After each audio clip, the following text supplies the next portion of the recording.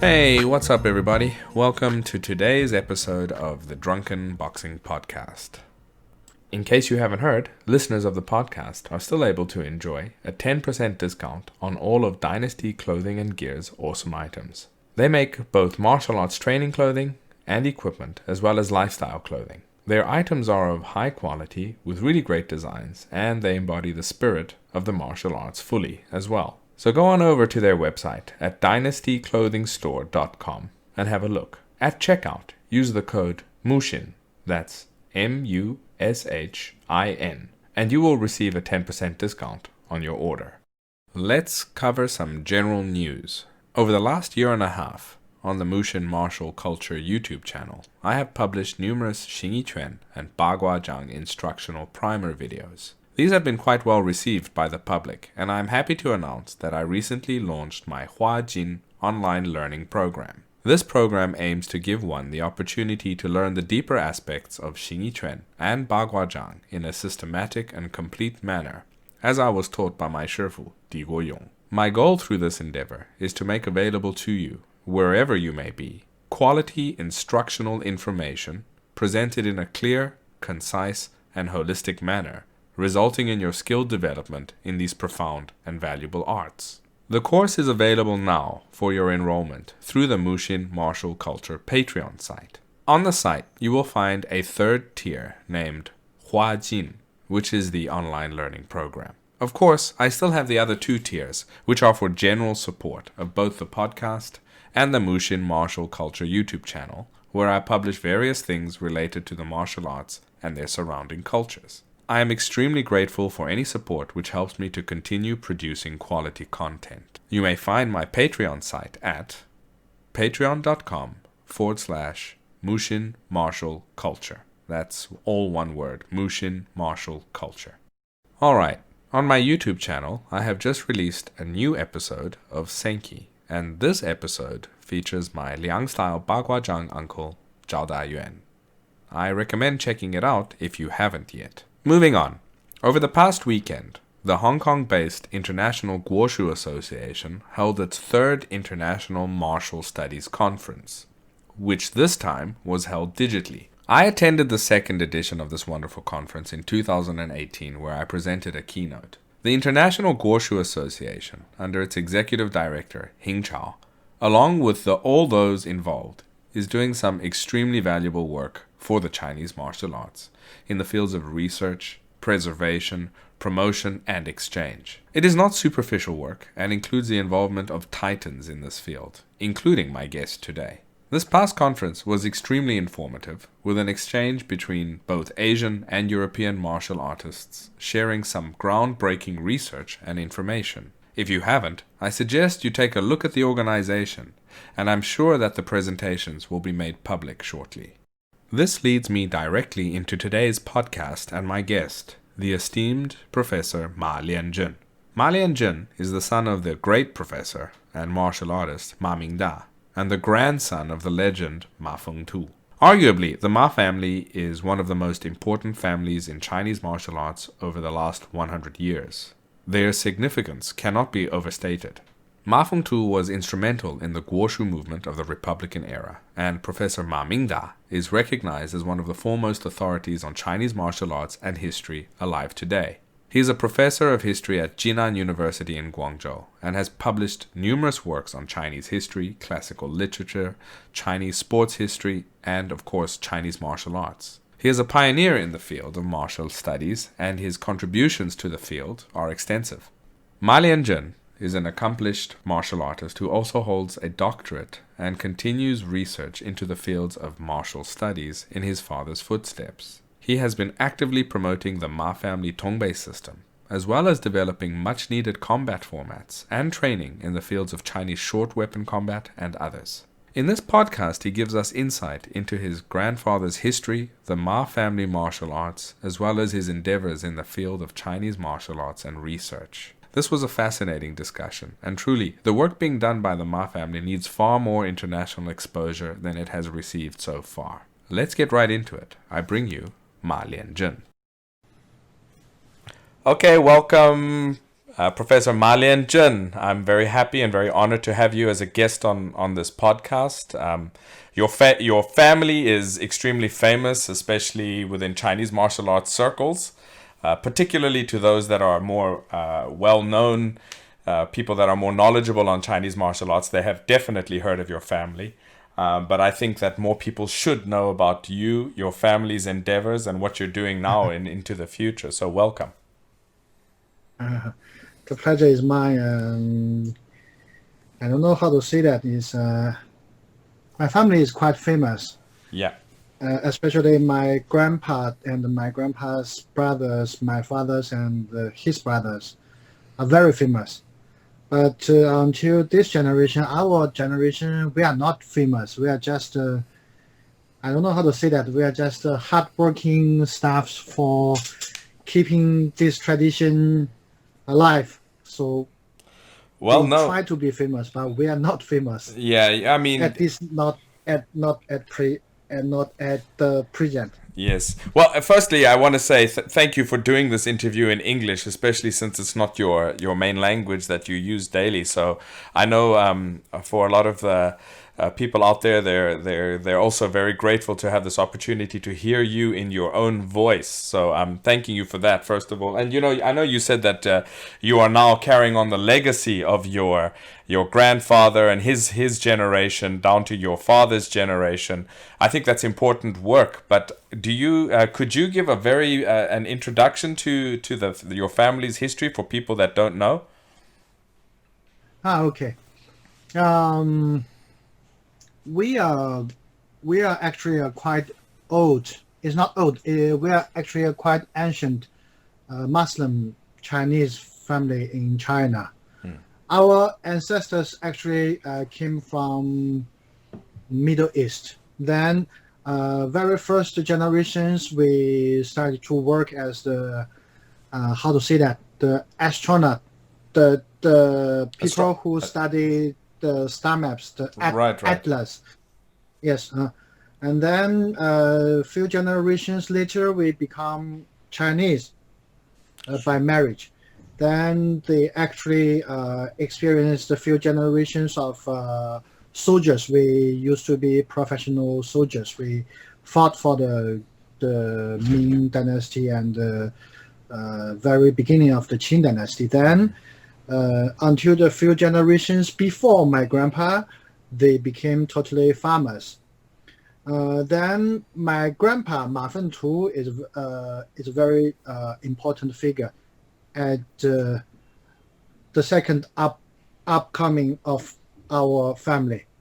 My grandpa was the first college graduate of our county. It's called the Changzhou County. Okay. He was born in 1888, very old. So he's actually an ancient person. Then he joined the Qing dynasty's last few national examinations for military officers. Okay. But unfortunately, when he passed the first examination, the whole system collapsed. Right. Then the Qing dynasty finished, so he carried on his dream into the Republican period. Then he was very hardworking. So he got into the Tianjin Beiyang Commercial College. It's one of the best college in China then. Spent a few years in Tianjin for his college years. During that time in Tianjin, he actually joined the party with Li Chunyi and other people to found the very famous Zhonghua Wushu Hui, the very first Chinese martial organization in the modern history of China. Then he actually traveled to Tongbei, the northeast part of China, because then the whole country was already in the chaos. The situation is not very good. And the northeast part of China was relatively rich and stable. So many young people who wants to have a good life would try to go there. Then my grandpa and his brother went to Tongbei, and they know a lot of other martial artists. For example, those very famous martial artists like Ma Mingda, and those who practices Fanzi and Chuojiao in Tongbei. Then they exchanged the martial arts system from our family tradition. We came from Changzhou. It's a place famous of Baji Quan and Pigua Quan. My grandpa's first and the most important instructor is Huang Lingbiao. He's a very famous Pigua Quan instructor in the area. So they exchanged the Baji and the Pigua into the the northeast part of China, then exchange back the Fanzi Quan and the Chuojiao. From then on, actually, my grandpa is more than a martial artist. He's what we can know innovative man. He's quite a modern scholar, more than a martial artist. He loved reading, and especially the traditional Chinese culture, Chinese ancient texts relating to literature and the military culture, something like that. So he's very old, but he's very new also because he went to a modern college for modern education. Right. So at that period, he's just like many young Chinese then, who had a very deep connection with the traditional culture, but also have known the benefit of the Western knowledge and the so-called modern knowledge. So they're like a bridge, like a bridge between the past and the future. Yes. So they actually try to combine the two things together. So at the I don't remember the years, but he actually started to do some experiments and a martial test very, very earlier. Wow. Just after the graduation from the college, he actually tried to learn even Kendo from Japanese people. Then, because of the national situation is changing, so my grandpa and his brother actually joined the army of Fen Yuxiang in Henan province. So they fought for the Fen Yuxiang. Then, after a few years later, they actually know that this kind of war or this kind of conflicts between warlords were actually not very good for the nation, and they got very huge idealistic conflicts with the system. So he actively dropped off from the army.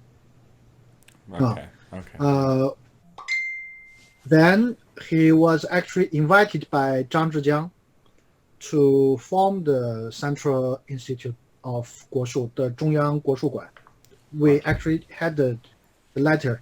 The letter is still at our hands. Wow. It's written by Zhang Zhijiang to invite my grandpa to go to Nanjing to form this institution. But then, unfortunately, he was already hired by the Ma family of Qinghai province.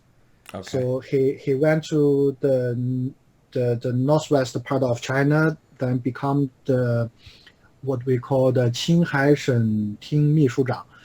It's a Secretary General of the Qinghai province.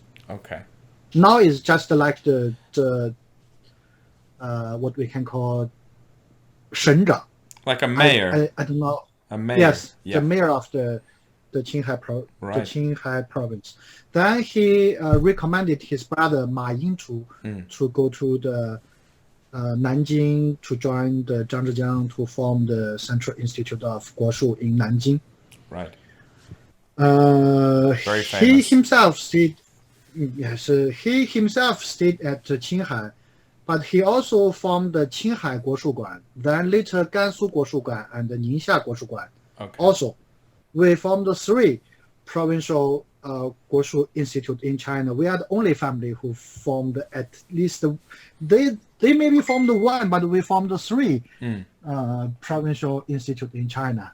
But then he was not a martial artist. He was a politician. Okay. He was a politician. Then the invasion of Japan started. The Second World War II. The World War II got the whole nation into the conflicts. So everything stopped. Stopped, yeah. Everything stopped. During the war, actually, my grandpa was not directly into the war, but Ma Fengtu, my grandpa's brother, was into the war. He fought in 台儿庄战役, the most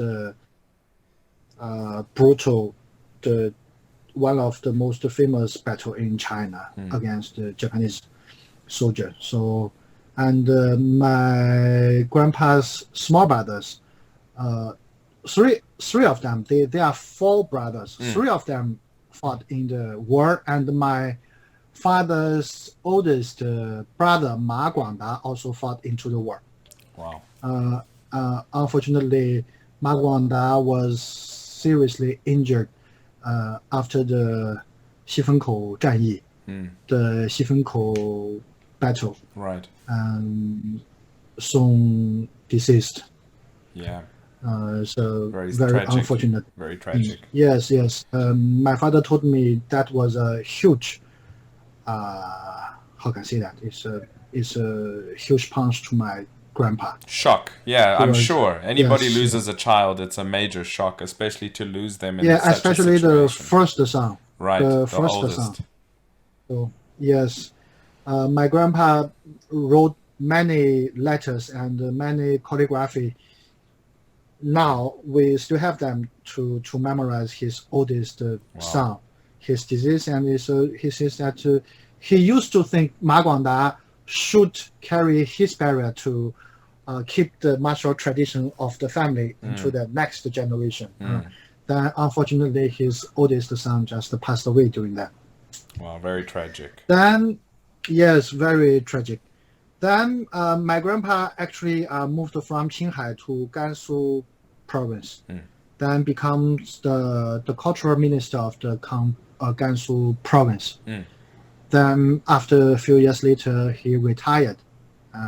Then actually is the very end of the Republican China. The new China is coming. My grandpa was already at the retired age, so he was very clever. He chose not to participate in politician anymore. Very clever. So focus the right time and very clever. He was actually a huge fan of the Communist Party then. He helped a lot of people from Yan'an, from other red zone. So even after the liberation, our family was still highly, I don't know how to say that. The government take care of us. Right. So yeah. So grateful. The government was grateful and respected your family for their support in the initial stages. I think it's a similar situation with my Bagua Zhangshi Li Ziming, because during the period leading up to the formation of the new China, he also assisted the Communist Party with their well, firstly against the anti-Japanese movement, but in other aspects as well. Yes, so we passed away at least 7 to 8 relatives at family during the war. So it's a huge loss. Right. So after the retirement, he focused into education at first. So he tried to build up some schools in Gansu province. So then, even now, the best elementary school in Lanzhou, the Qinghua 小学, was actually funded by my grandpa. My father, my aunties, and a few of my uncles were all graduated from the school, the Qinghua Elementary School. Very interesting. Yeah, very interesting. Actually, comparing to his other experiences, martial arts is only a very small part of his life. Right. But inside the martial art community, they always focus on his martial arts. Of course. And then, after the education career, he actually dropped himself into the traditional Chinese medicines. Oh, okay. So he quickly became one of the most famous traditional Chinese medicine doctors in Gansu province. Interesting. I didn't know that he went so deeply into the medicine side. Really? No, I mean I heard it, but as you said, within the martial arts circle, it's something that obviously is not at the top of the talking points regarding Ma Fengtu's history. They'll talk more about the martial arts history. I mean, I knew that he had a background and had studied some Chinese medicine, traditional medicine, but I didn't know that he was so well known for it.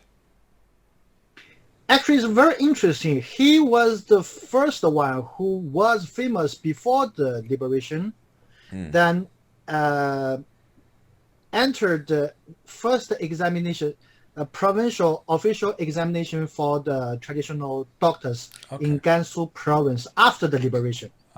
Then the minister of the what we call the health and the hygiene minister of Gansu was shocked. Because of his results? Expect him. Yes, they didn't expect him, such a huge guy, into the small examination at the first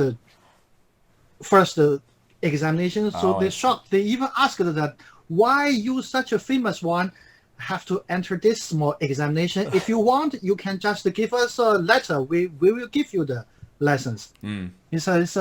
But he's a very serious person. He's actually not that famous. Is what Chinese we can say is very jujing. It's a very ancient formed type of person. So he followed the rules. Of course. It's not something. His words, his activities, his figure in my father's discriminations. We cannot understand my grandpa sometimes. It's totally another generation thing. So after the examination, he actually becomes the first Secretary General of Gansu Province Traditional Medicine Committee. Very interesting.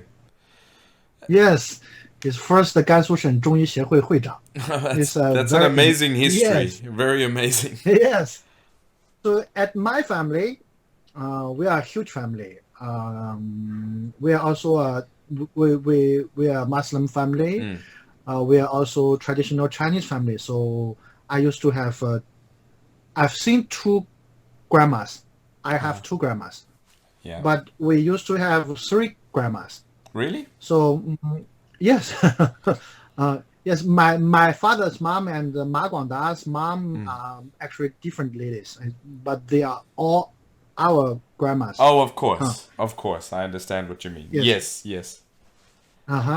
And at our family, boys always focus on the martial arts side. Okay. But the girls, almost all of them are doctors. Wow. So you carry the two sides of your grandfather's knowledge base through the males focusing on martial arts and the females focusing on medicine. Very interesting. Basically. And you yourself, did you study any medicine or did you only focus on martial arts? Oh, well, I only focus on martial arts. Okay. It's a pity. It's very unfortunate for our generation. We don't have the chance to learn the traditional medicine systematically. We only know a few. I don't know that it's not knowledge. It's information. Right. For some easy things, but general information, general knowledge. Yes. It's a pity. We still have at least 500 or 600 pieces of ancient medicine books at my home, actually at very bottom of my bed. Really? belongs to my grandpa. they are they are actually waiting the right person to do the works. Wow. Yeah, that's amazing stuff that you have there. And I know that I mean, I don't want to interrupt your introduction and your information that you're telling us about your family, but your father is he's a historian and a researcher and a professor of history. So research of these type of things I think is something that is closer to your direct family than people know. Mm. He's a historian. My father is a historian, so Yeah. he's not. He does not like people to regard him as a martial artist. Really? That's the fact. Yeah. Yes, So he puts himself yes, as a historian first. yes. Okay. He's a historian first, then artistic history scholar at second. Mm. His biggest hobby was to study the history of Chinese ancient arts. Wow. Okay. Very interesting. Uh, yeah, and he's also very famous at the field. Mm-hmm. So, and at the third, he will say he's a martial artist. Mm-hmm. It's a very interesting thing. So he's a my father is a. Now we are talking English, so I'm not afraid he know my opinion. But actually, I think my father is a very conflicts man. So he knows the importance of martial tradition of our family, Mm-hmm. and he's actually the most exhausted person inside family to keep and guard the tradition. He Really? actually devote his whole life, yes, into the thing. That's for sure. But he's also the one who criticized the thing the most. But I think that's actually quite normal. I mean, the deeper and the more well you know something, the more you see the sides that are negative as well as the positive. But the deeper you go, the more you see of this. And if you truly care about it, then the negative side will upset you more. I have the same problem with the deeper I went into even my own styles, but into Chinese martial arts in general. You see the good and the bad, the yin and the yang, and when you're very superficial, you're not doing it deeply. You just every day is a sunny day, but when you go deep inside, it's a different story. It's the truth in there. It's the light, the dark, the good, the bad. Everything you see it. So. Yes, especially for us. Mm. So you go ahead. Yes, please. No, I wanted to ask you your grandfather. I mean, he had how many children, and how many of them were taught the martial arts? My father was the ninth son, Wow, that is a big family. the youngest son. Mm-hmm. Aunties, I'm not sure. I only know one, two, three my aunties. Mm-hmm. But I know there are a few passed away before. Uh, Even my fathers can remember. So it's a very huge family. Yes, It's a indeed. very huge family. All boys, and at least half of the ladies in the family were in the martial arts. They have to learn. It's a must done thing I see. inside family. So I don't know. It's our life. It's from the very beginning of the first grade or second grade. You have to learn because everybody was doing that. You don't have the choice. Yes, I understand. You're born to be this kind of things. Whether you like it or not, you're going to do it. We never liked it. Yeah. Actually, I always told my son and my students and my friends that before 16 years old, I was not into martial arts. I hated it. Mm. I never enjoyed that. I didn't like getting up very early at morning to try to stretch my legs and do those exhausting, I don't know what kind of movements. It's a very bad experience. Yes. Yeah, I'm sure. I'm sure if it's not by choice, then the natural reaction is to not like it. But after as you got older, I'm sure you started to understand, appreciate it. Yes. Especially after 2021, then suddenly the burden came. You have to know that there is nobody else could have this opportunity to do such a great thing. Right. Although it's not, I don't know how to say that. It's not good living earning. It's a you cannot earn anything from this financially, and you have to carry the so-called tradition into the next generation. You have to face many things that you don't like. Of course. But you have to do it. It's a I don't know that. Used to be a burden. Now it's more of a duty or challenge thing. Of course. Of course. Do you feel like there's I don't know how to put it, like a stress or a urgency on you with regards to what you are doing with the martial arts from now and into the next generation? Yes. Well, I think recent years, especially after the 2000, the whole martial arts as a culture or as a community was gradually faced by a huge and increasingly larger how to say that 威胁. Yeah, threat, danger, and threat. Yes. Yeah. Yes. By many things. Actually, the martial arts tradition we used to know, even when I was kids, are very rare at present. Okay. Many things we have to, when we see them as very usual things nowadays, most of martial people, they don't know that. They even, they don't even have the knowledge of that. And those most of used to think those bad things nowadays become I don't know how to say that, popular or maybe famous. Yeah. It's really bad. My father is very pessimistic. Yeah. I mean, I don't blame him too. I don't blame him, to be honest. I mean, I've been an avid... Your father is somebody that I've looked up to for a very long time. From one of the first times I ever heard him speak, make a presentation and a speech about Chinese martial arts, Chinese martial history, general Chinese history, and his opinion when he could say it freely.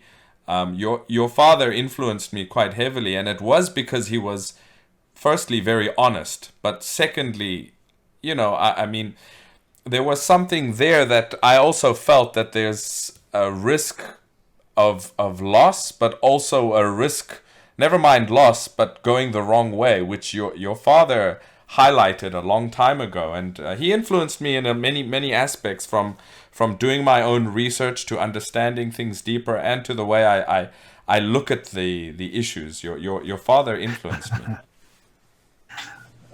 He's a very odd old person. So actually in China, many competitive Wushu, not many, most of competitive Wushu scholars or studies, they don't like him. Of course. And most of the martial artists, they respect him. And inside the respect, more of afraid of him. Yeah. Because the reason is my father is too honest. Yes. Yeah, they said that my father is too honest. But actually, honesty is exactly what we lack of here. Yes, it's what we need.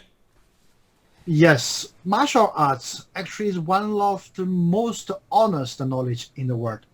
Because it depends on your body, because your mind and the body have to combine together to achieve something that can be seen. Yes. It's very direct. But nowadays, martial arts becomes a myth, something that you can only describe as a ghost or as a spirit or something that you cannot see in the reality. Becomes a But superstition. in the reality, yes, it's a totally become a stories or cartoons, something like that. And this trend becomes so huge that nowadays even you want to explain the real martial arts or the real martial arts facts to some scholars or some people who wants to learn the truth, they cannot accept that. No. Yeah. Or they get angry. So, yes, angry is okay because those people who are angry are the people who are earning from the reality. They actually earn the fame or the money or the something that I don't know from the facts that that if somebody wants to break the dream, of course the dreamers will be very angry. Of course. It's the truth. But for the culture, for the country, for the nation, we have to break it. If you don't break it, yes, people will always inside the dream, and this dream will not last forever. It will be broken by me or by somebody else, maybe by Xu Xiaodong. Yes. At last, then the dream will become a nightmare. It's already become a nightmare. I mean, I hate to say this, but it's become a nightmare for quite a while. And you spoke something earlier. You said that, the people involved in, modern sport, Wushu, many of them don't like your father and they don't like what he's saying. But this is part of the nightmare, unfortunately. It's what's been happening in the so-called official face of Chinese Wushu that we are pushing out in the direction we are going. That is connected to so many of the other problems. I remember your father on a live TV discussion just before 2008, and they invited your father, and they also invited I think it was Zhu Reiqi from Beijing Sport University, the professor there. And it was a kind of studio discussion about Wushu into the Olympics. And I remember how your father was speaking. I mean, I know he speaks much more straight, but he was speaking quite straight there. And there was just, I just remember the shock on people like Zhu Reiqi. They could not even debate on the same level the issues with him. And that was what? That was 12 years ago, and already it was in a pretty bad state. Following that, the official direction of Wushu has gone, in my opinion, and we've had this discussion in person before, has gone even worse. It's time to wake up, like you said, because the nightmare is here. I don't think it will become a nightmare. It's already become a nightmare. So. Well, I'm a university instructor. Yeah. Actually, I know this government and this nation, officially speaking, they are very support the martial arts. Yes. They give a lot of money, give a lot of resources into the system to help the martial arts to grow, to develop into the right direction. Yeah. That's the national policy. The policy and the nation are okay. They are not wrong. They are doing the right thing. Right. The problem is that those who are at right positions, it's the people. They are not able. Yes, the people are not able to do the right thing or to channel the resource into the right positions to have the right reaction. That's the problem. Yeah. Nowadays, even worse. Yeah. Nowadays, even worse. Well, the last time I saw you in person was 2018. And shortly thereafter, I think maybe 2 weeks after, I left the official movement totally. And already by that point, you had seen, and this was, I was inside trying to do what could be done to assist as much as I could to try get it into some semblance of a correct direction. But it's as you said, these and the majority of these people being inside and involved are unable to do the right actions that are needed right now, or even in the past. So this is exactly as you said. It's who. It's not necessarily the resources. And it's another interesting thing, because a lot of these countries that are trying to develop wushu around the world, they always say the same thing. Even before to me, they'd say, "Oh, but we don't have enough money from the government to develop wushu in our country." And I was thinking, money is really not the first problem. It's the right knowledge and the right people. Because if you do the right thing and you are doing it correctly, okay, that's half of the equation. But in general, you have a better place to grow from. If somebody gives money to the wrong person or gives a position to the wrong person, it doesn't matter if you have all the money in the world. It's not going to go in the right way. There is a long way to go. So, but for us, yeah, go ahead. Sorry. For us, how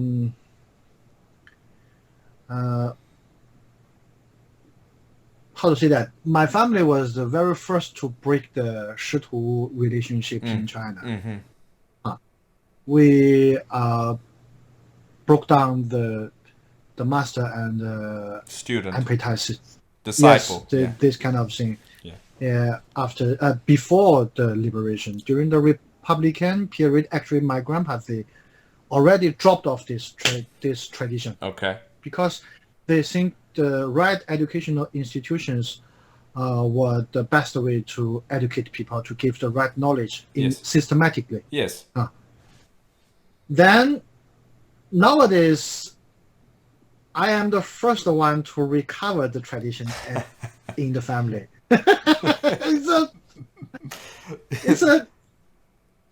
It's a very controversial thing. It's at least for me and for many of my friends, they always said that you guys, you always said that you are very innovative and you want to keep the tradition, but now you open this kind of old trash tradition. Why?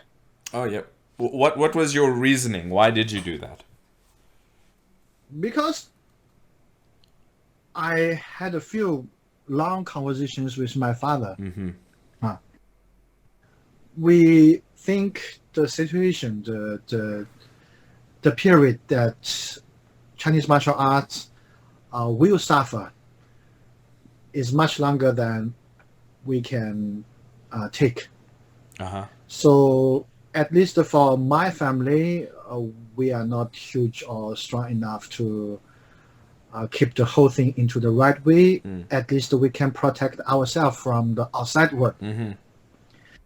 So we adopt a very conservative way of protecting ourselves by readapting the master and the student relationships now. It's a very sad one, But do you think that this aspect of ensuring certain aspects of your tradition are actually a positive side of the traditional master and disciple relationship from the past? It was, apart from all the negative, like we spoke earlier, we said whenever you go deeper into something, you see the positive and the negative. But could you say that the positive side is exactly that, a seriousness that is now entered into between the teacher and the student, which is different from just learning or attending in a normal public school or institution? So the seriousness ensures that there is a deeper level of learning and responsibility to both parties, the teacher and the student. Yes. At my grandpa's time, our system was called Tongbei. Yeah. Tongbei. We differentiate ourselves from Tongbei and Tongbei. Yeah. The arm and the back. Yeah. By using the bei, so-called all-in preparation. Yeah, preparedness or preparation. Yes. Zunbei the bei. Yes, we call it Tongbei. This idea was actually borrowed from Huang Lingbiao. Then, before the Huang Lingbiao, from the Yanli system, Yanli school of Hebei, is a early Qing dynasty Confucius school. Okay. And was heavily influenced by Wang Yangming and his thoughts. Then after my grandpa actually pushed out a new idea called Tongbei Wushu. Okay. Tongbei Wushu. Then the idea was to push a simple system of martial arts into a school. Okay. Into a school. Then my father totally used this word into Ma Shi Tongbei Wushu. So the keywords become two. One is the family name. Yeah. Two is the Wushu. Wushu is a school. So we focus not only on martial arts. We actually focus more on the what we can call it, the philosophy, the ideology of the thinking. Right. Then use this kind of philosophy to guide the practices of the martial arts. Is our thinking. And the reason why we have to focus on the Ma Shi is because we still think our family and a few of us, at least the last few of us, are able to keep this tradition mostly intact for maybe next few decades. Yes. That's my biggest barrier and my biggest burden. Is there, I mean, your grandfather systemized various things that he had learned both in his childhood and hometown, growing up in Sancho, and going then to Tongbei and learning other systems. To describe for the listeners the Ma Shi Tongbei system, how would you describe it?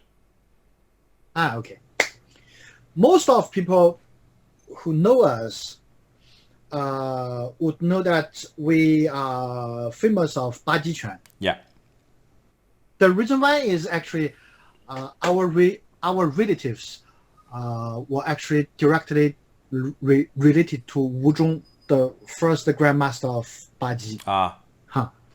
And my grandpa's brother, Ma Yingtu, was introduced by my grandpa to the Luotan to learn the Baji Quan. So we are actually the first family to learn Baji Quan from both Muslim family and the Han system. Okay, very interesting. Yes, it's very interesting. And Ma Yingtu was actually the first one and the most important figure inside the Zhongyang Goshu Guan to recomposite the sequence of the Baji Quan to make it becomes a official text for the students there. Okay. Actually, the Baji Quan form nowadays we see are actually from the Zhongyang Goshu Guan. You mean the commonly practiced, some so-called standardized Baji Quan? Yeah. Yes. So what we practices, and those who came out from the Zhongyang Goshu Guans, we all practice the very same ones. I see. Apart from us, other masters, other schools, they have different forms caused by different situations that we cannot discuss here. It would, make some problems. Yes. And then, but Baji Quan was actually not very important part at my family. It's the most basic thing. And the first thing we will learn, and we will never learn or practice anymore after a few years inside our family. So it's like the foundation. Yes. Foundational. The most important part of our family is Pi Gua Quan. Pi Gua Quan. Because Huang Lingbiao, the instructor of my grandpa, was famous of Pi Gua Quan. Right. Then we have Pi Gua Quan's most important way of training, which we call the Kai He. Opening and closing. So, yes. And we use this to combine Baji Quan's other things, and then my grandpa went to Tongbei, got other things, so we formed which we call the Tongbei Jing. Tongbei Jing, we got it into Kai He, Tun Tu, Qi Fu, Ningduan.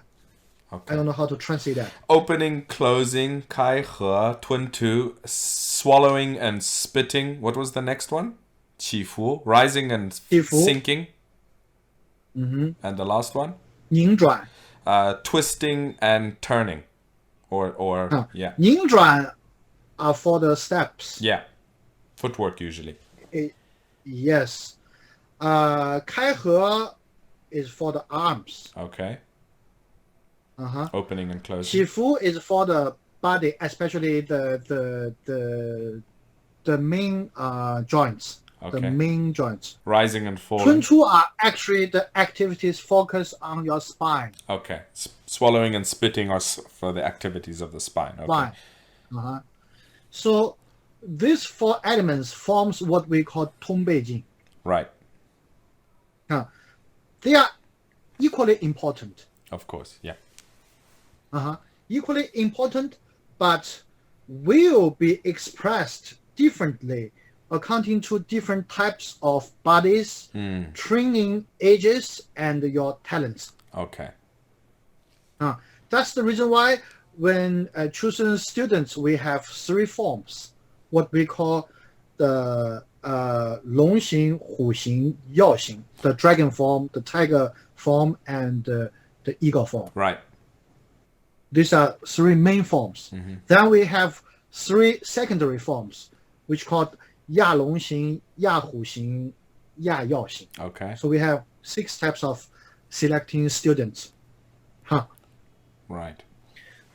After this combination, well, by generation, I can see that my grandpa and his brother, what are the most achievements of this generation was to select what they think are the most precious martial arts in the China they can see into the same blanket. Okay. So they choose 八极、皮挂、幡子、通背，这个八极、皮挂、幡子、绰脚、 Yeah. 太祖, then many instruments. What are the most important are the 风魔棍, Yeah. 双手刀, and our key figure is the 陆河大枪.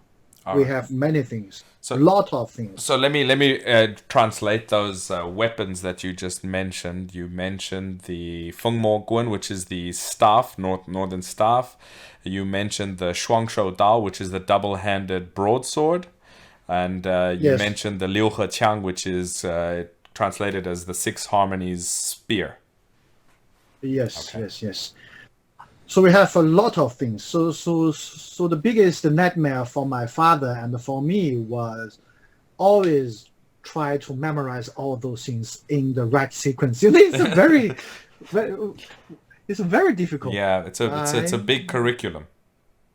Yes, many times when I was young, I always wake up during the sleeping to memorize something I just forgot. It's a very huge thing. I have a similar issue because I learned my teacher's Xingyi system and his Bagua system, and there's a lot of content between the two. And of course, you have to repeatedly remember and practice and review. But, sometimes something, like you said, I wake up or I'm practicing something, I'm like, oh my God, I forgot something here. There's something missing here. But, I have notes that I have to go back and look at. But it's so common. It really is a full-time job, even just trying to maintain it. As a part, you're trying to maintain it and hand it down systematically. I'm sure that it's more than a full-time job. When my grandpa was old, my father is the youngest son. Yeah. So he actually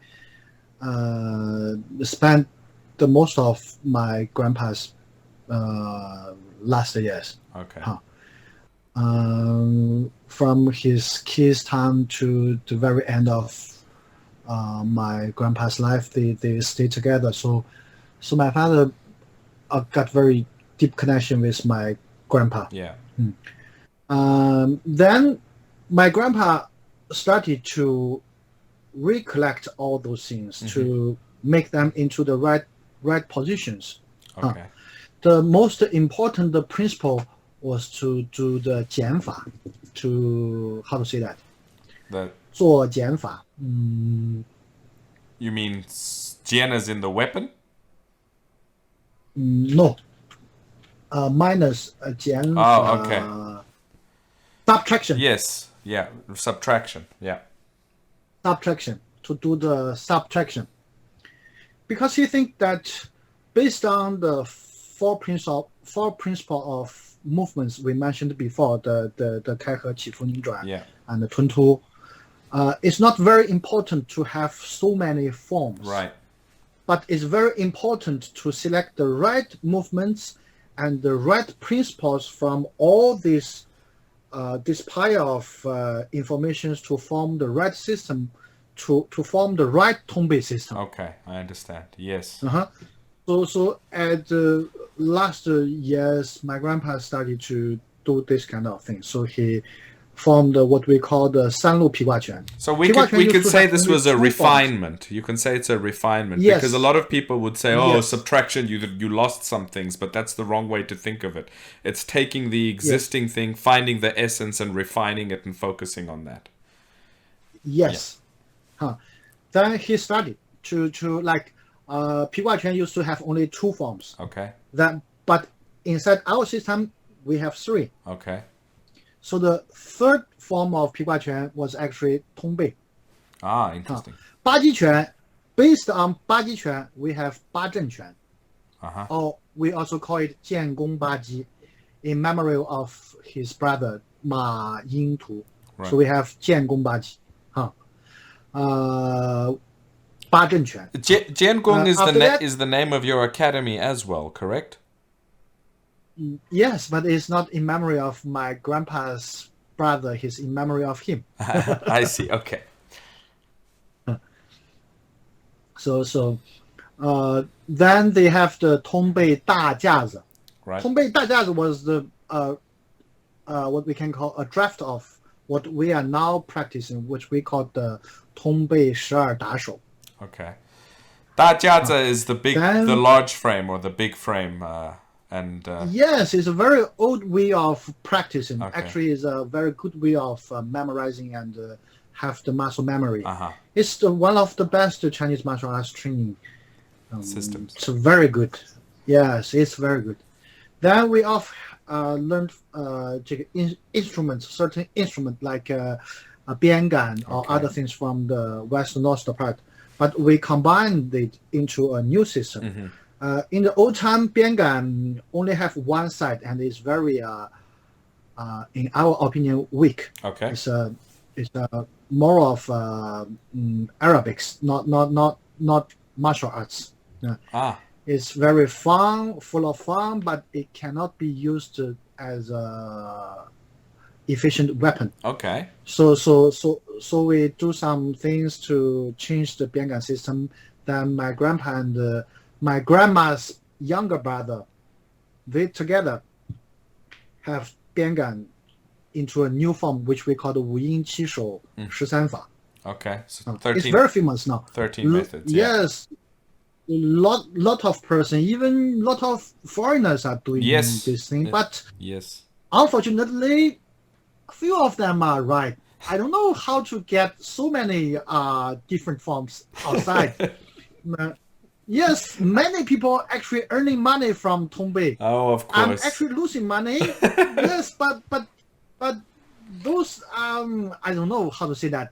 I'm not willing to make some troubles. But those who are actually making monies, please learn the right thing. Yeah, agree. I agree. Yes, it's a very. You know what's funny? These very- kind of people that don't take the time to learn it properly are the same people. If they had no opportunity to make money from this, they wouldn't care about it. So I've always been surprised with people who can spend so much time doing it wrong because the money is coming in, instead of just using some time to learn it correctly first, and then what happens. But I guess this is just I don't know, modern humans, but maybe it's just normal human nature. We actually had a very good relationship with the competitive Wushu at the very beginning of the 1960s. Okay. My uncle my father's second brother, Right. Ma Lianzhen, was very famous. Very famous. Yes. So we actually introduced many our forms and our movements into the system. Yes. Then many people learned also from the system, then came back from the system into our school. Okay. So nowadays, many of people who claim to be Ma families practices, they actually learn from the competitive side of I see. Tongbei system. I see what you mean. The problem is that they see the dramatic or the artificial expression of the martial arts as the main figure of Yes. Tongbei. Right. They always try to make the movements into some kind of I don't know how to say that. So like play, like yes, dramatic performance. Yes, exciting performance. Yes, I cannot take it. I feel a little bit sick actually watching people doing that. Yes, and they don't understand it, and most people who look at it don't understand when they see it. They think, wow, that's very good, because they are doing certain aspects which are either exciting to look at or something that looks physically demanding, but they are missing the key point of the movement and the technique. But most people don't understand this, and I've seen it the same with you when I was involved in Wushu sport as well. People training hard and doing so much but the wrong way, and they have no idea that there's a big difference a quality difference between these two. And if you show them the right way, well, they're already used to things looking in a certain way. They can't understand it. They still think the other way is better, but they can't explain why, So, yeah. Give you a very interesting example is that what we do biangan here. In our system, the biangan always practices by two sides. Okay. So you have to do the form from your right hand, then you will repeat it by your left hand. Left side, okay.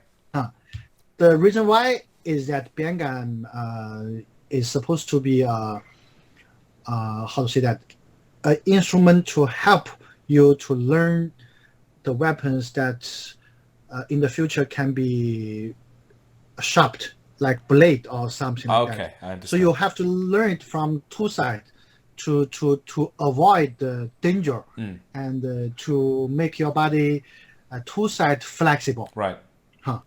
It's very important. So the selection is very hard because not all people can do two sides. Yeah. Yeah, but nowadays is that those who don't understand this will see that it's not the right way to do the biangan. Yeah.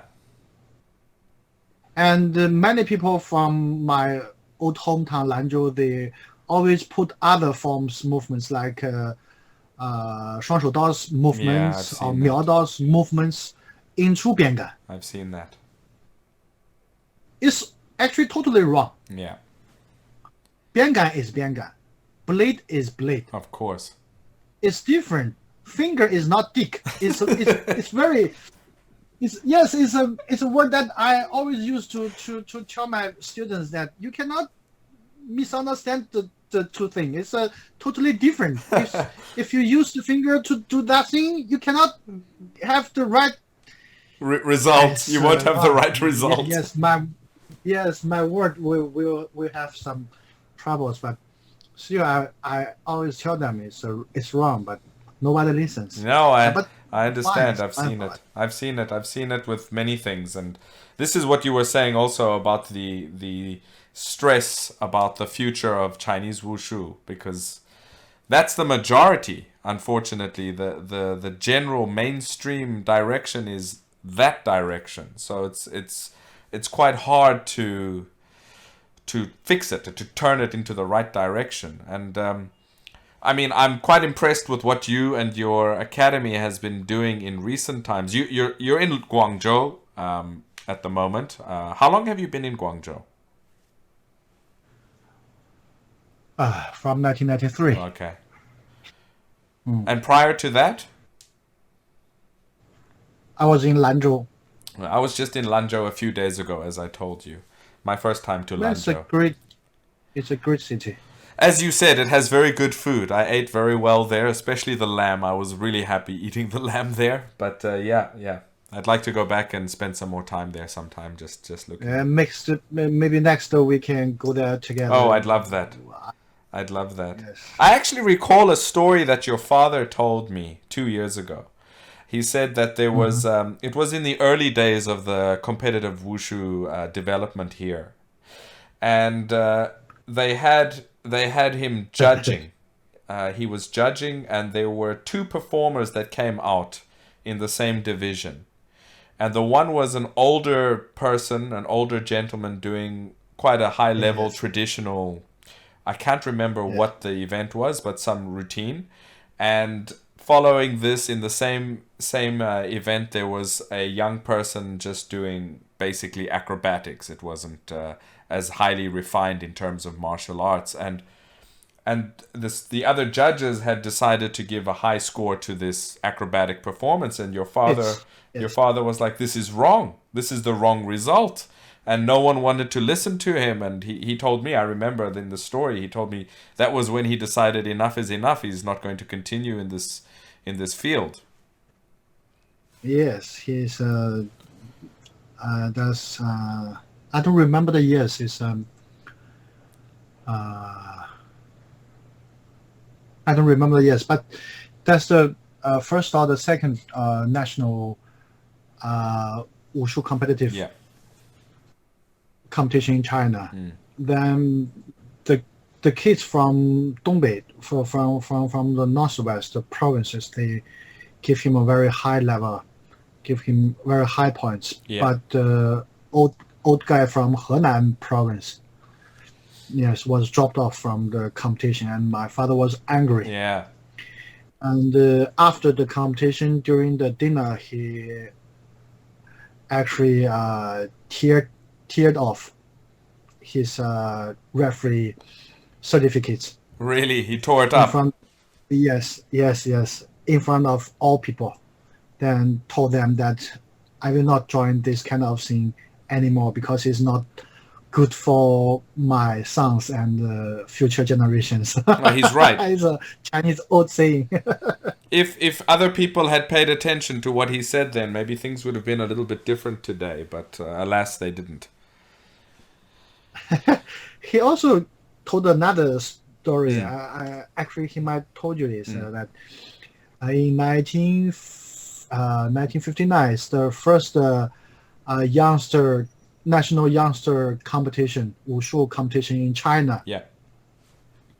He joined the competition, but was never entered the national level. He was stopped at the provincial level. Okay. Because then the competitive Wushu was already popular. Right. But he's 15 years old. Yeah. Yes, 15 years old. He played 陆河大枪 at the competition. He was 180 centimeters high. Yeah. So they looked at him and laughed out, said that you are antique. An antique. Yes, you are antique. Because he wear my grandpa's suit. Yeah. And played my grandpa's spear is very heavy. Very heavy. Yeah. The way it should be. And the 陆河大枪 was actually very boring thing. Yeah. It's a totally military training thing. So there's nothing to watch. Yeah. So they laughed. He did tell me this story. Actually, I remember when I started doing Chinese wushu. I mean, I started with some small family traditional style, and then when I finally, from there I found some teachers from here, from China, and I had always wanted to do spear. Spear was always something that I was very interested in. I'm about 179, almost around 180, same like your father. And they said the same thing to me. They said, "You want to do spear?" I said, "Yeah, I want to do spear." And they said, "You're too tall. You're too big for this." And I always found that to be strange. And especially if you start looking into, like, Chinese martial military history, actually, taller was an advantage. It wasn't a disadvantage. And now they are trying to Yes. say, sorry, it's not for you. And I remember asking these people why. They said, oh, you can't do acrobatics very well if you're so tall. And I thought, but I don't want to do acrobatics. I want to do spear, and this is the different mentality. Yeah, the whole value system is broken. So last month there was a foreigner who asked to join our school, our Jiangong Academy. Yeah. And he asked how long could he learn the Liu He spear at my school. I told him that if you learn the right thing and get into the system, I give you 5 to 6 years to learn the thing, Right. to have the taste. Yeah. Then he dropped off, and that's it. So Even 5 to 6 years is quite quick. I mean, and you'd have to train quite seriously in those 5 to 6 years daily. But yeah, they think it's McDonald's. You go to the window, you order, the next window you get your meal and it's done. It's not like this. yes, many friends in China told me that why don't you sell it? It's actually not giving birth to small 陆和大枪. So when you have the ability, why don't you sell the thing to others? So Yeah. suggestion that I always heard. Well, I want to talk a little bit about your Jiangong Academy, if we may, and what your vision is. When did it start? What you're doing there? Because it's very fascinating what you're doing down there. I mean, for me, as a traditional Chinese martial artist, I really love what you guys are doing there. My Jiangong Academy is the name is Jiangong. It's from the ancient word 天行健，君子自强不息. Then also another sentence is from Sun Zhongshan. It's called 天下为公. Okay. So we try to revive the Chinese tradition of being active and being strong to serve the public as our motto. Very good. Then the second meaning is to memorize my grandpa. Yes. His 字. Yeah. His Chinese name is called 建义. Right. 建公 is called the male of the name of Jian. Right. So it's in memory of my grandpa. Oh, very good. To build up a 书院, a school, a place to teach, was always my dream.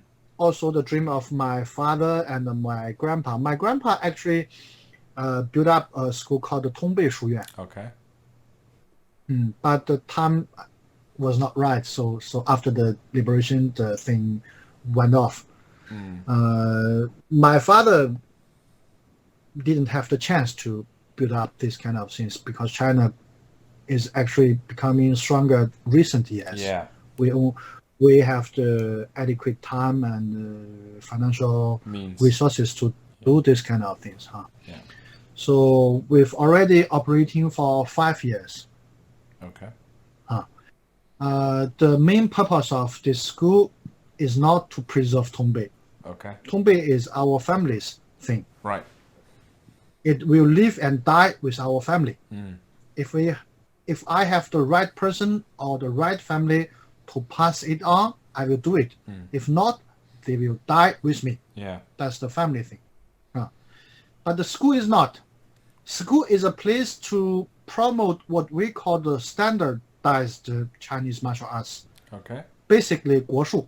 Okay. So carrying on from the Nanjing Goshu Yes. idea. Yes. Those are the earliest and the most successful experiments of Chinese martial I arts agree completely. in the modern history of China. Yeah. And my grandpa, my grandpa's brother, my uncles, my father, they all devoted most of them or parts of their lives into this kind of things, like Duanbing, Tongbei. My father used to be a 枪刺 professional sportsman. Okay. What's that? Musketeer? It's I don't know the word. Bayoneteer. Yes. The problem is that they canceled these sports in 1955. So he have to change from the sport to other sports. Then he actually become a fencer. Yeah. And now we have the chance to promote all these kind of things. Actually, we've been practically pushing out Duanbing for at least half the century. Yeah. Not very successfully, but still we are trying to do the thing. Well, So I think you're doing it's more actually now very since hard. the academy has been opened, and I was always surprised how long and how continuously your family, you and your father and your family specifically, was pushing and developing Duanbing, even though it's not even featured anywhere within the official Wushu movement. I mean, you guys were continuously, and people don't know. I mean, some listeners might know, but a lot of people don't know that this was actually an official event before. It was part of the ideas that were encapsulated within the Goshu movement, but it's not included in the modern. I was very surprised to see how much you had done, and how continuously you had continued with it. And I think it's a great direction. Thanks. So yes, we did a lot of job. Yeah, you did. It's not very good, but we are still pushing it. What Chinese martial arts really need is the right competitive forms for the development, not performance, Yeah. not the judging by the artistic side of the arts. Yeah. No. The artistic side of the arts is very important. It's also the essence of the system, but we still need a very right way to compete together. Yes. Objectively. Yes. It's very important. Sanda, or actually should be called Sancho. Should be called Sancho. Agreed. Yeah. Yes, should be called Sancho. Sanda is the wrong word. Sancho is the right word. Yes. It's very good. Yeah. But unfortunately, the tradition, even now, we are losing it. Right. We are losing it. Yeah.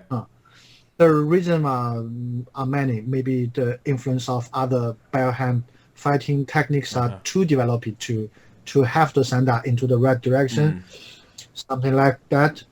But we cannot lose at another battle. Yeah. Yeah. If we lose the weapon system, then the whole Chinese martial arts will totally drop into performance things. Yeah. Then there is no tomorrow. Yeah.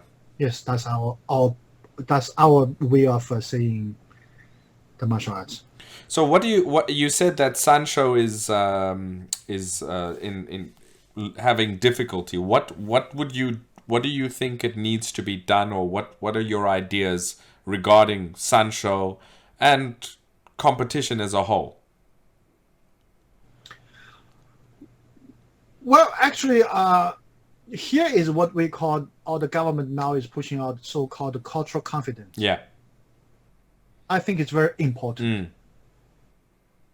The lack of what we can call the force to push the development of Sancho or the other traditional martial arts are actually an expression of the lack of confidence. Yes, agree. If we have the confidence to build up this system, it's Sancho. Then we have the Chinese rules. People have to fight into the rules. It's okay. Yeah. Then it does not matter if we Chinese win or we lose in the system. It's not very important. Yeah. It's very important to build up a system culturally rooted into the Chinese martial arts. Okay. Even the winner are foreigners. That's okay. Yes, agreed. That's okay. If we don't have this kind of cultural confidence, we will always borrow things from other schools, other cultures, other systems. We will flow the river just like a leaf, and you will never end up landing on the right position. Yeah. You play catch up forever. Yes. That's the problem. Yeah. That's the problem. Yeah. Then Sancho, when second revised from the trash can after the Cultural Revolution was actually very good. The technique practices by many early practitioners are actually making the thing into the right position. Right. We have the kicking, we have the boxing, and we have the Chinese wrestling, combine all the techniques together. Right.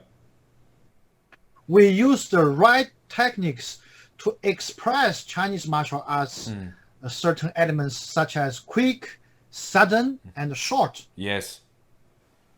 We are not powerful enough to have the long-lasting war or fight. It's not Chinese. It's not clean. It's not decisive. How to say that? It's not decisive. Yes, it's very dirty. Yeah. Yes, it's not right. So we have to have our way of playing the game. We don't have to follow other games. But the problem is that the market, the whole thing, only follows on the cost, the money, then the Sancho. Yes, it's very sad. It's very sad. Do you think that the direction now that you're talking about with regards to Duanbing and possibly Changbing in the future will be definitely is the right direction? Do you think it will become a reality? I mean, a mainstream reality. Duanbing was occasionally experimented by the sports colleges and the universities by Chinese after the 改革开放, the reform and opening, then systematically pushed out by my father after the 1998. Then we joined actually most of the Duanbing competitions and the training camps and the discussions, all those things we joined together. But after so many years, there is still no movement. 共识, no mutual understanding of the thing. Right. You know, I saw the Chinese Wushu Association do I went to Tianjin, I think. Wushu 大会. Yeah, when I don't know, maybe 4 years ago, and they had some Duanbing there. Yes, very ugly. It was, and I was asking about their basic rules, and in my opinion, they had the wrong idea. Just from the basic rules, it was the wrong idea. It was not in line with Chinese idea about martial arts, specifically Chinese weapon work.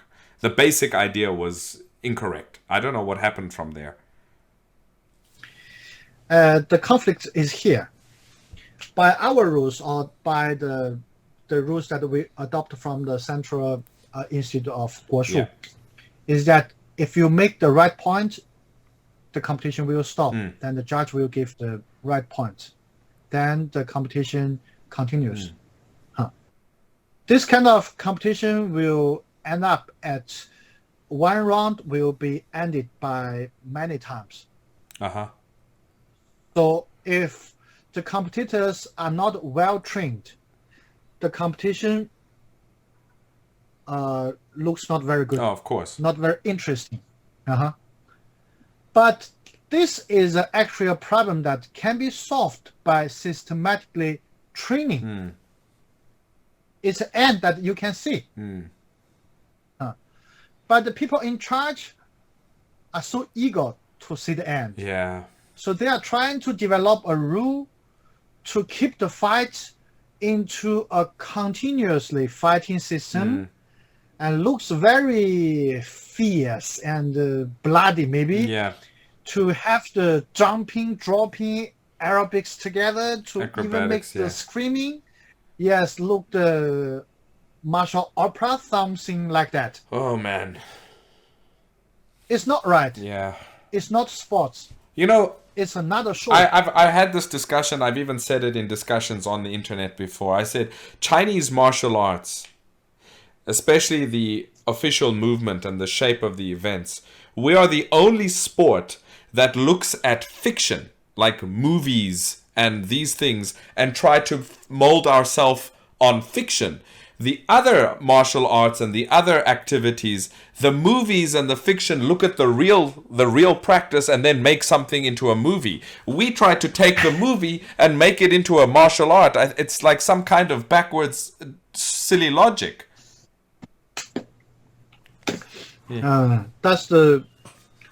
That's actually the reason why. Yeah, actually, that's the reason why I was heavily frustrated by the reality. Maybe 10 years before, so I shortly dropped off Duanbing for a few years, started to learning archery then. I see that's what you do too. I see your academy also, which I think is a great. I also practice archery. I think it's a wonderful practice, and it's also connected to the long history of Chinese martial arts in general. Yeah. Yes, my father always told me that when my grandpa entered his Wu Tongshen examination, the elementary examination for the national military soldiers, he was very good at archery. It was a requirement. Yes. So and my father's first painting teacher was also a very good archer. Very interesting. So yeah, very interesting. And in our system, Tongbei Jing, the most important 象征 was a symbol of the Tongbei system was actually a bow. Okay. So we will use our spine as a bow, as the draw and the release as the releasing of the power of the body. Yeah. So it's actually connected. Well, I mean, a bow itself is the embodiment of Kai He and Ning and everything. It's all involved there. The bow has it. So. Yes. So very interesting thing. Back to Duanbing. What I want to say is that you remember that we met with Roberto Gotti and other friends in Hong Kong, right? Yes, we were there in 2018. Actually, the hammer, the historical European martial arts, was a quite huge shock and got very big influence to me recently. Before that, I never imagined to use the metal weapons to do the thing. Right. We always use the traditional things because Duanbing at the very beginning they used a bamboo stick covered by leathers to form a leather stick to hit each other. Yeah, my teacher told me he used to make them when he was young, and they used to use those. He used to tell me how they used to make it with the stick and the leather. Yeah. It's a very hard. It's actually we still have two of those ancient things at home from the Goshu period. It was made by how to say that 生牛皮 untamed leather, raw cow leather. Okay. So it's very heavy and very thick. Yeah. It's actually not softer than a stick. No, it's not. Yes, it's a very hard. Yeah. Then there is a bamboo stick in the middle and covered by some kind of iron 就是那个铁丝 wire. Iron laces. Yeah, wire. Wired. Then they will use another very thick leather to make the cover. Yeah. So when we were kids, my father taught me a lot of things by using that. Yes, so every time when I did something wrong, the stick would come out. A lesson by showing the Duanbing at my face, so it's quite useful. So, very interesting. So yes, so we use that to do the practice. Nowadays, actually, the old way of doing that is not practical. Okay. It's very expensive, and it's not very comfortable. And the biggest problem is that the head, the point of the blade is very heavy. So it's not right to use it as a mimic of a sword or the blade is not right. Right. Yeah, so we changed into other materials. But recent years we try to switch into metal things. Following the ideas that you saw from HEMA. Yes. Okay. And Yes. and how's that going? That's quite good actually. That's quite good. Because the Duanbing practitioners in China are very few. Yeah. Most of them are around us. Oh, okay. If there are 500 practitioners, maybe 490 are around the 10 others. It's such a strange phenomenon. Yes. So I know that the government and the system are trying to push out the new system of Duanbing recently.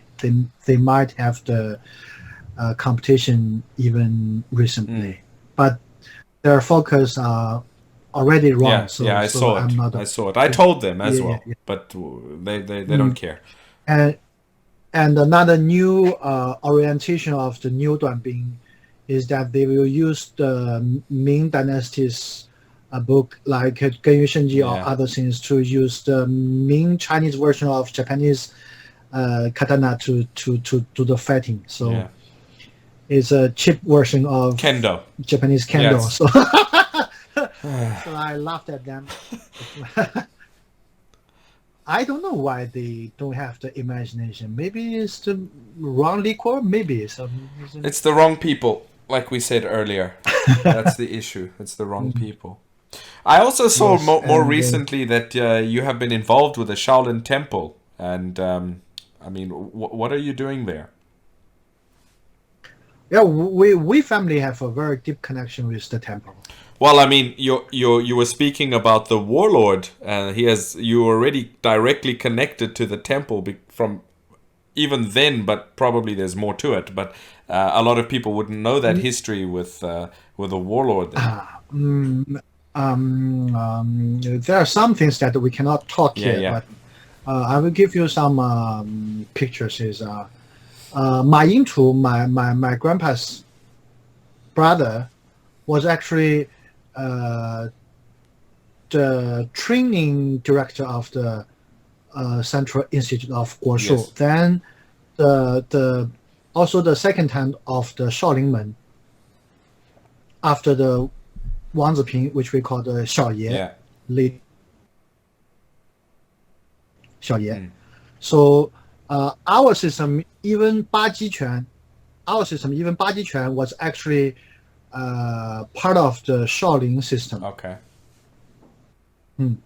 Then my father is a very good friend of the chief monk now. Yeah. They have more than 20 years relationships, and my father's brother Ma Mingda was also the chief of the action director for the movie Shaolin Temple. Yes. He personally picked up Jet Li and other actors for the movie. Right. So, but my father has been actively studying the Shaolin culture and his history for the last decades. I know that, and your father is the person that influenced me to study the history too. It's your father that influenced me to study that history. Yeah. Because we family have the tradition of the staff we call the Fengtu, right? You I know that. Fengtu is actually deeply connected with the temple. Yes. When we study to redraw the history and to learn other things, we need resources from the temple, and the chief monk was very generous. He maybe my father was the very first one and only one who get all the copies of the stone scripts from the temple. Wow. It's a ton of that. So from down we have the deep connection, and we will visit temple for at least 5 or 10 times each year. I've seen. Nowadays I go to the temple maybe each month. Yeah. personally in charge of the archery branch now. Okay. So So they've started to do archery officially within the temple. yes. Okay, very good. Since 2017. Very, very good. I think it's a very good thing for the genuine monks inside and the temple itself to do this. Yes. It's, now the situation is quite good, and the temple is also trying to push out other competitive forms. Okay. So maybe in the near future you will see other things. What are they than- still? I mean, if I can ask, are they learning any of your barehanded system? No.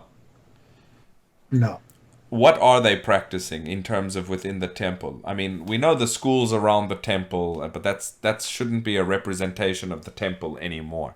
The schools around the temple. No, the schools are not connected with the temple. Right. Before 2016, there are actually no school directly connected with the temple. Nowadays, they got a Shaolin 友谊学校 partially connected with the temple. And for the inside, for the so-called martial monks, they have a very small group of instructors themselves to teach the thing. But mostly local martial arts. Okay, so from the area. Yes, Shaolin Quan, like 七星拳, 螳螂拳, 小红拳, something like that. 长护心一门, something like that. Small things. Well, I think that's very good news to hear that you've got those endeavors going with the temple as well. So, you said that they are trying to push out some competitive stuff in the future. Is there any information you could share with us?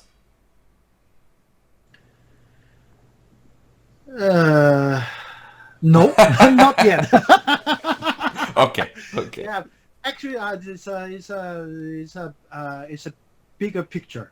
The monk now is very generous. Okay. He's I think he's the right person to do the right thing. The Shaolin Temple, despite of the controversies that we have nowadays, actually did a lot of things that should be done by universities, by the government the branches, many things. Like, for example, my father encouraged him to publish the many ancient texts based on related to martial arts. So the temple actually in the last decades pushed out 民国国术期刊集成, so-called the journal and publications of the martial arts during the Republican period is a huge volume of books. And also published the 中国武术大典. Okay. It's a very huge. It's 100 books of collection. Wow. Nowadays, these books are actually becomes the main resources for studying Chinese martial arts. And Cangjingge was actually rebuilt recent years, and they are actually collecting books from overseas and China. Now the collection is quite huge.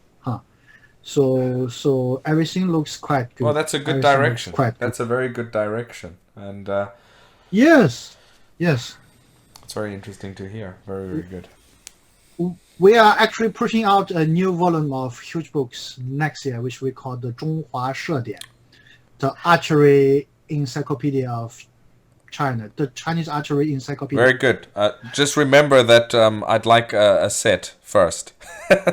As soon as it's released, put me at the top of the list. I would like to get a set, please. It's a quite huge book. It will be 10 or 12 volumes, something like that. Yes. Very, very good. Where do you see yourself and what you're doing over the next few years? I mean, apart from what we've spoken of. Well, last 5 years I was exhausting. I was trying to survive. Yeah. Doing a school, especially a school that actually the community does not like very much, is very hard. Yeah. So I tried to survive, and I succeeded. Very good. So for the next 5 years, I will hand my school to my students and return to my research area. Okay. Uh, my father is nearly 80. Mm. I have the opportunity, not opportunity, I have the responsibility to carry on some academic duties to the family and other things. So I give myself 5 years to do the thing, and I don't know. And the one of my personal target is to communicate more with the foreign martial artists, Yeah. especially the Hammer guys. I really like the Roberto Gotti, Yeah, me too. those group. Yes, so I want to communicate more and maybe exchange the martial arts traditions. See if I can find a place for Tongbei to grow up in Europe I think that's a great idea. for right person. I think that's a wonderful Yes. idea. And I think it's an important plan that you have. So I'm very happy to hear that this will be your focus. Thanks very much. Well, is there anything else that you'd like to? Oh, before actually, there was something I wanted to ask you, and I've spoken to you about this privately before. Is there, or do you have the idea to open up your Duanbing events for not only just the competitions, but that's one place to start, for the international community to openly participate in, and then secondly, open up your teaching in this regard to the international Chinese martial art community? Yes, sure. I'm willing to do that. I think that's it. Actually, we planned it to teach the Tongbei system step by step to outsiders last year, but the situation is getting worse, so we didn't have the chance to do the plan. Okay. But I think maybe next year we will start to teach the thing. Okay, that's great news, and I've told you this before. I'm a big supporter of you and your father's work. I think it's important work. It has to be done, and if there's anything that I can help you guys with in any way, please just let me know, and I'm more than willing to help as best as I Thanks can. very much. Thanks very much. Okay, well, Let's find a chance to drink more. yeah, we got to get together soon. After things settle down, I have a plan to come down and visit you guys. So let's see what Yes, happens. I don't want to take your whole night. We've been on for almost 2 hours, and I think it's been very good. We can do this again in the future if there's something to talk about. But I want to just thank you for your time tonight. It was very good, very enlightening. Okay, maybe next time my English will just getting better. Oh, your English was very good. I don't know. You kept on telling me that you think it's just okay, but I think your English was perfect. So very good well done on that. Okay, thanks very much. All right, you have a good evening, and we'll keep in touch. Thank you once again. Okay, bye-bye.